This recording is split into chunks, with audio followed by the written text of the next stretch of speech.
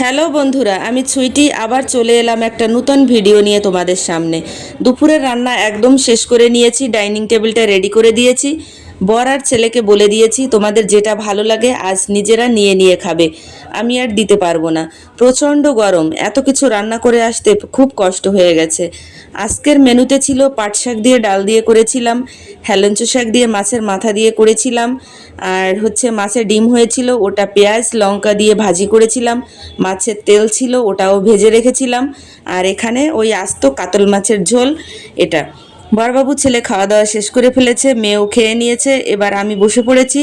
বরবাবু আর ছেলে মিলে আমার জন্য কাতল মাছের মাথাটা রেখে দিয়েছে, মাথা নিয়ে বসে পড়েছি। দেখো আজকের ভিডিওটা তোমাদের কাছে কেমন লাগলো অবশ্যই একটু লাইক কমেন্ট করে জানাবে, ভালো লাগলে শেয়ার করবে। যারা এখনও চ্যানেলটি সাবস্ক্রাইব করোনি অবশ্যই সাবস্ক্রাইব করে বেল আইকন বাটনটি দাবিয়ে দিবে, তাহলে নতুন ভিডিওগুলো সবার প্রথমে দেখতে পাবে।